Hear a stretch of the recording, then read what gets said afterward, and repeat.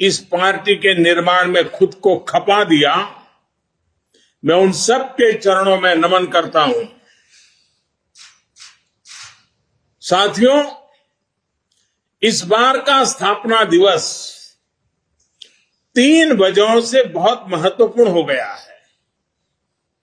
पहला कारण है कि इस समय हम देश की आजादी के 75 वर्ष का पर्व मना रहे हैं, आजादी का अमृत महोत्सव मना रहे हैं। ये प्रेरणा का बहुत बड़ा अवसर है। दूसरा कारण है तेजी से बदलती हुई वैश्विक परिस्थितियां, बदलता हुआ ग्लोबल ऑर्डर। इसमें भारत के लिए लगातार नई संभावनाएं बन रही है। तीसरा कारण भी उतना ही अहम है। कुछ सप्ताह पहले 4 राज्यों में भाजपा की डबल इंजन की सरकारें वापस लौटी है। 3 दशकों के बाद राज्यसभा में किसी पार्टी के सदस्यों की संख्या 100 तक पहुंची है। यानी वैश्विक दृष्टिकोण से देखें या राष्ट्रीय दृष्टिकोण से देखें, भाजपा का दायित्व, भाजपा के प्रत्येक कार्यकर्ता का दायित्व लगातार बढ़ रहा है। इसलिए भाजपा का प्रत्येक कार्यकर्ता देश के सपनों का प्रतिनिधि है, देश के संकल्पों का प्रतिनिधि है। इस अमृत काल में भारत की सोच आत्मनिर्भरता की है, लोकल को ग्लोबल बनाने की है, सामाजिक न्याय की है, समरसता की है। इन्हीं संकल्पों को लेकर एक विचार बीज के रूप में हमारी पार्टी की स्थापना हुई थी। इसलिए ये अमृत काल भाजपा के हर एक कार्यकर्ता के लिए कर्तव्य काल है। हमें देश के संकल्पों के साथ निरंतर जुड़े रहना है, उनके लिए जीना है, उनके लिए जूझना है, देश के लिए खुद को खपा देना है। साथियों, एक समय था जब लोगों ने यह मान लिया था कि सरकार किसी भी आए, लेकिन देश का कुछ नहीं हो पाएगा, निराशा ही निराशा थी। आज देश का एक एक जन गर्व से यह कह रहा है कि देश बदल रहा है, तेजी से आगे बढ़ रहा है। आज दुनिया के सामने एक ऐसा भारत है जो बिना किसी डर या दबाव के अपने हितों के लिए अड़िग रहता है। जब पूरी दुनिया 2 विरोधी ध्रुवों में बटी हो, तब भारत को एक ऐसे देश के रूप में देखा जा रहा है जो दृढ़ता के साथ मानवता की बात कर सकता है। हमारी सरकार राष्ट्रीय हितों को सर्वोपरि रखते हुए काम कर रही है। आज देश के पास नीतियां भी है, नियत भी है। आज देश के पास निर्णय शक्ति भी है और निश्चय शक्ति भी है। इसलिए आज हम लक्ष्य तय कर रहे हैं, उन्हें पूरा भी कर रहे हैं। आपने भी देखा है, कुछ समय पहले ही देश ने $400 बिलियन यानी 30 लाख करोड़ रुपए से भी ज्यादा के उत्पादों के एक्सपोर्ट का टारगेट पूरा किया है। कोरोना के इस समय में इतना बड़ा लक्ष्य हासिल करना भारत के सामर्थ्य को दिखाता है। कोरोना के खिलाफ लड़ाई को भारत अपने संसाधनों से लड़ रहा है, लगातार जीतने का प्रयास कर रहा है। आज भारत 180 करोड़ से ज्यादा वैक्सीन डोज देने वाला देश है। आज पूरी दुनिया देख रही है कि इतने मुश्किल समय में भारत 80 करोड़ गरीबों, वंचितों को मुफ्त राशन दे रहा है। 100 साल के इस सबसे बड़े संकट में गरीब को भूखा ना सोना पड़े, इसके लिए केंद्र सरकार करीब करीब 3.5 लाख करोड़ रुपए खर्च कर रही है। बीते वर्षों में देश ने ये देखा कि जिस तरह अपने नागरिकों का जीवन आसान बनाना भाजपा सरकारों की, डबल इंजन की सरकारों की प्राथमिकता रही है। गरीबों को पक्के घर से लेकर शौचालय के निर्माण तक, आयुष्मान भारत योजना से लेकर उज्ज्वला तक, हर घर जल से लेकर हर गरीब को बैंक खाते तक, ऐसे कितने ही काम हुए हैं जिनकी चर्चा अगर मैं करना शुरू करूं तो शायद कई घंटे निकल जाएंगे। सबका साथ, सबका विकास के मंत्र के साथ हम सबका विश्वास प्राप्त कर रहे हैं। देश के विकास के लिए दिन रात मेहनत कर रहे हैं। साथियों, आजादी के इस अमृत काल में हमने सेचुरेशन यानी जन कल्याण की हर योजना को 100% लाभार्थियों तक पहुंचाने का जो संकल्प लिया है, ये संकल्प अपने आप में बहुत विराट है।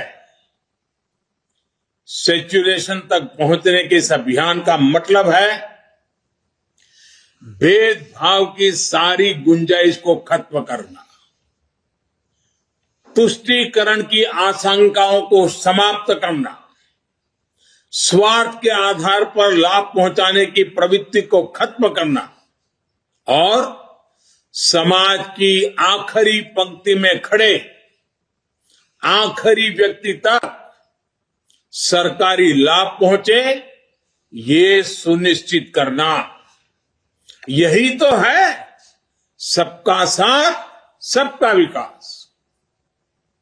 जब सरकारी मशीनरी का लक्ष्य हर पात्र व्यक्ति तक पहुंचने का हो, तो फिर पक्षपात, भेदभाव टिक ही नहीं सकता।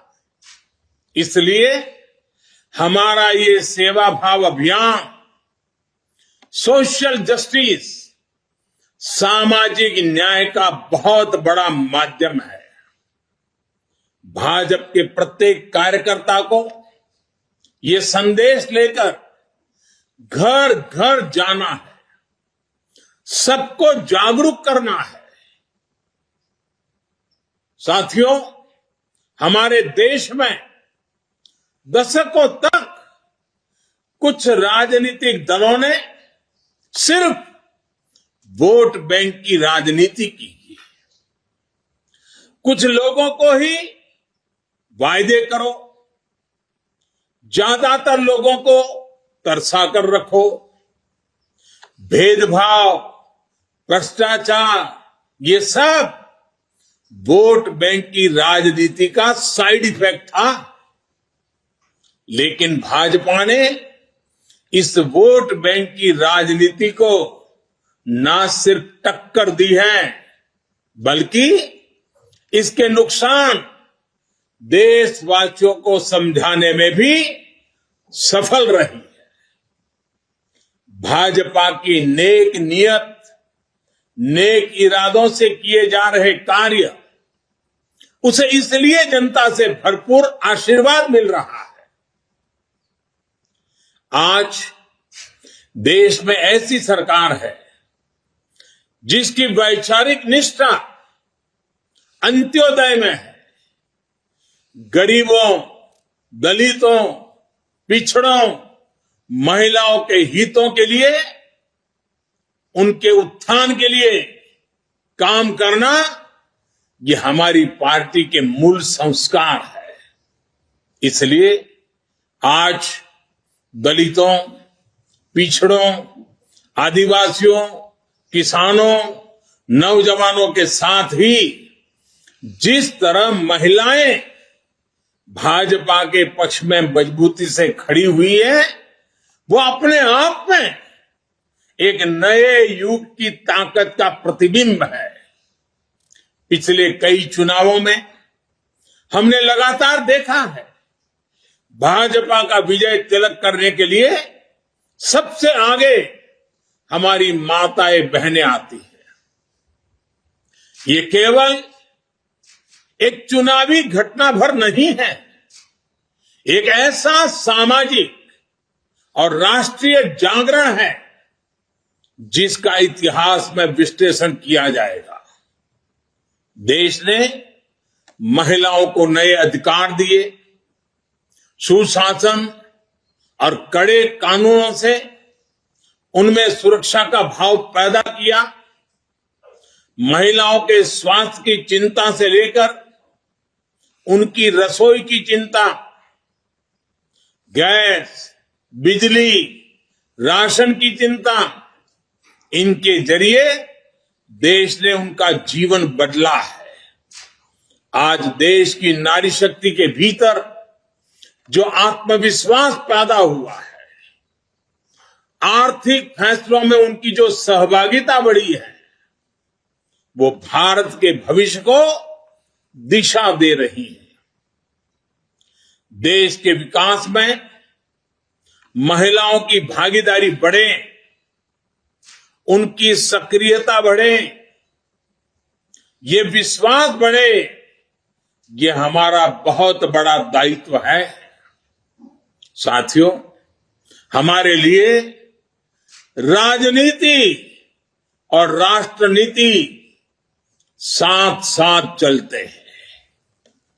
हम राष्ट्रनीति से राजनीति को अलग कर करके चलने वाले लोग नहीं हैं, लेकिन ये भी सच्चाई है कि अभी भी देश में दो तरह की राजनीति चल रही है। एक राजनीति है परिवार भक्ति की और दूसरी है राष्ट्र भक्ति की। केंद्रीय स्तर पर अलग अलग राज्यों में हमारे यहां कुछ राजनीतिक दल है जो सिर्फ और सिर्फ अपने अपने परिवार के हितों के लिए काम करते हैं। परिवारवादी सरकारों में परिवार के सदस्यों का स्थानीय निकाय से लेकर संसद तक में दबदबा रहता है। ये लोग भले ही अलग अलग राज्यों में हो, लेकिन परिवारवाद के तार से जुड़े रहते हैं। एक दूसरे के भ्रष्टाचार को ढककर रखते हैं। बीते दशकों में इस वजह से देश का बहुत बड़ा नुकसान हुआ है। इन परिवारवादी पार्टियों ने देश के युवाओं को भी कभी आगे नहीं बढ़ने दिया। उनके साथ हमेशा विश्वासघात किया है। और आज हमें गर्व होना चाहिए कि आज भाजपा ही इकलौती पार्टी है जो इस चुनौती से देश को सजग कर रही है, सतर्क कर रही है। पहली बार भाजपा ने ही इसके खिलाफ बोलना शुरू किया और इसे चुनावी मुद्दा भी बनाया। मुझे इस बात का संतोष है कि देश के लोग, देश के युवा अब धीरे धीरे ये समझने लगे हैं कि किस तरह परिवारवादी पार्टियां लोकतंत्र की सबसे बड़ी दुश्मन है। साथियों, लोकतंत्र के साथ खिलवाड़ करने वाली ये पार्टियां संविधान और संवैधानिक व्यवस्थाओं को भी कुछ नहीं समझती। ऐसी पार्टियों से आज भी हमारे कार्यकर्ता अन्याय, अत्याचार और हिंसा के खिलाफ लोकतांत्रिक मूल्यों के साथ लड़ रहे हैं। इनमें से कई कार्यकर्ताओं को अपना बलिदान तक देना पड़ा है। हम सब हमारे इन कार्यकर्ताओं के परिवारों की पीड़ा में शामिल है। मैं सभी कार्यकर्ताओं को विश्वास दिलाता हूं कि भाजपा ऐसे राज्यों में लोकतांत्रिक मूल्यों की फिर से स्थापना करने के लिए निरंतर संघर्ष करती रहेगी। और ये महासंघर्ष, ये महायज्ञ तब तक चलेगा जब तक लोकतंत्र विरोधी ताकतों को हम परास्त नहीं कर देते। साथियों, आज पार्टी के स्थापना दिवस पर मेरा एक आग्रह आपसे नमो ऐप पर कमल पुष्प मॉड्यूल से जुड़ने का भी है। जिन अनगिनत लोगों ने पार्टी के लिए, देश के लिए खुद को खपा दिया, 3-3, 4-4 पीढ़ी खपा दी, ये कमल पुष्प उनको समर्पित है। कमल पुष्प एक तरह से सभी भाजपा कार्यकर्ताओं के लिए प्रेरणा का पुष्प है। कमल पुष्प को आप जितनी बार पढ़ेंगे, आपको हर जीवन गाथा, एक से बढ़कर एक जीवन गाथा, उससे नई ऊर्जा मिलेगी, मार्गदर्शन मिलेगा। साथियों, आज देश जमीन से जुड़े तमाम अभियानों को आगे बढ़ा रहा है और भाजपा के कार्यकर्ता के रूप में जमीन पर उनके सारथी आप ही हैं। अभी कुछ दिन बाद ही ज्योतिबा फुले और बाबा साहब आंबेडकर जी की जयंती है। पार्टी आज से सामाजिक न्याय पखवाड़ा शुरू करने जा रही है। मेरा आप सभी से विशेष आग्रह है कि इस अभियान में सक्रियता से जुड़े। सरकार गरीबों के लिए जो योजनाएं चला रही है, जो प्रयास कर रही है, उनके प्रति देशवासियों को जागरूक करें और एक कार्यकर्ता के रूप में पार्टी मुझे जो आदेश करेगी, मैं भी कार्यकर्ता के रूप में पूरी मेहनत करूंगा। आपका साथी कार्यकर्ता होने के नाते यही मेरी आपसे भी अपेक्षा है।